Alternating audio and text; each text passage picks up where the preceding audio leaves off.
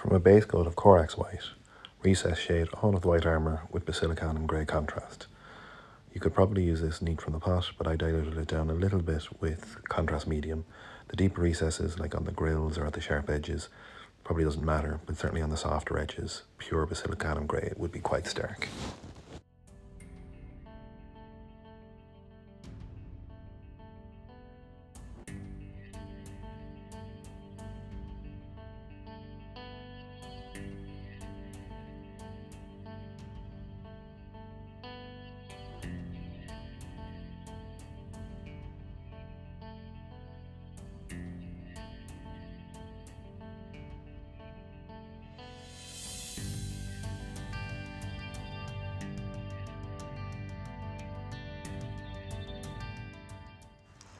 Paint all the red areas with a base coat of Mephiston Red.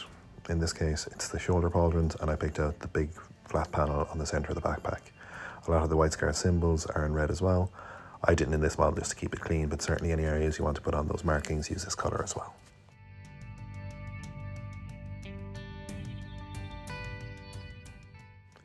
Base coat any gold areas, so the studs on the armour and the centre of the chest plate with Retributor Armour.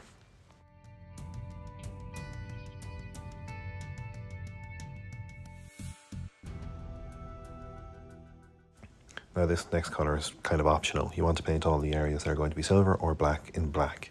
I use Black Legion for every area but the casing of the gun, because I find it an easier paint to work with on smaller surfaces, and with these areas, they're smaller recessed, it doesn't really make a difference if it's pure black or not, and it certainly allows for easier painting over the kind of, say, the chest plate where it's more contoured. But certainly you could use Abaddon Black for this and the next step if you wish. I also shaded areas on the red, namely around the rivets on the armour and any of the recessed areas with Black Legion as well.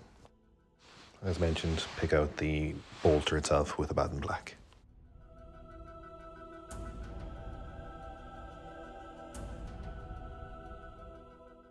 Pick out all the silver details with Iron Hand Steel. Most of these are actually on the bolter itself, but some of the areas around on the armour.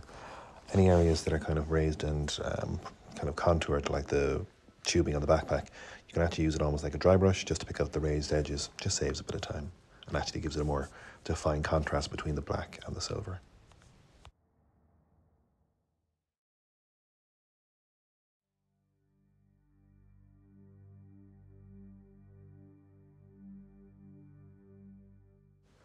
Shade all the silver areas using Nuln Oil.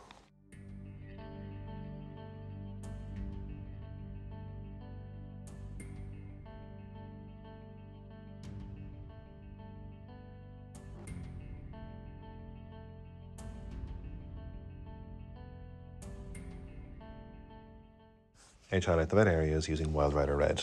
On this model, you could probably go with 2 or 3 tones if you wanted on the red highlighting. I opted for a singular one, and Wild Rider Red is quite a significant jump from the base coat. So you're really picking out the edges and any of the rivets.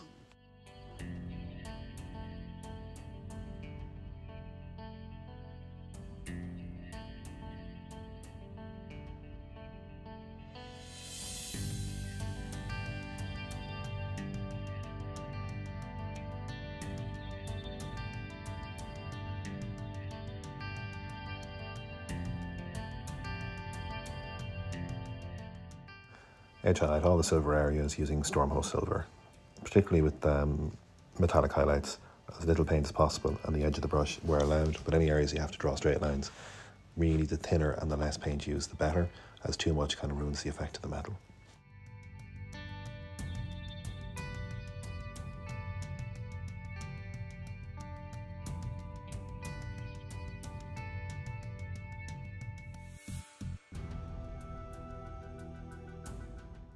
Highlight the gold areas using Liberator Gold.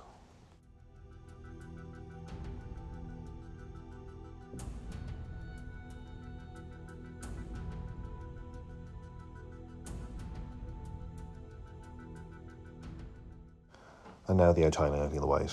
There's no real shortcuts, it's picking out sharp edges using white scar. In this model, I left this step much later because the white is almost certainly going to get tainted by overspill paint. So I would say wait until now, correct any overspill with Corax White, and then approach the edge highlights using white scar. And as always, edge of the brush and as kind of little paint as possible as you can. but there are certain areas of the model you just have to paint thin lines, and you can always correct any lines that end up too thick with the base coat of Corax White.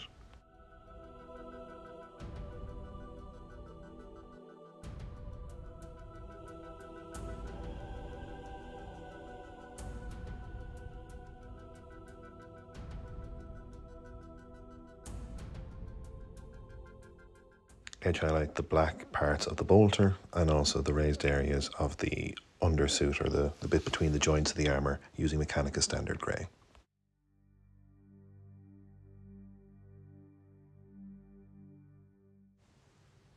Dot the very corners and any of the rivets in the bolter using Administratum Grey.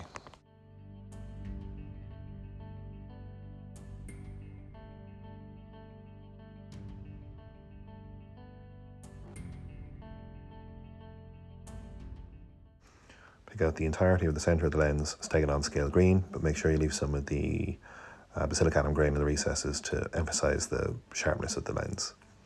Then pick out the first 2/3 or the front 2/3 using Temple Guard Blue, leaving the darkest paint in the last third of the lens.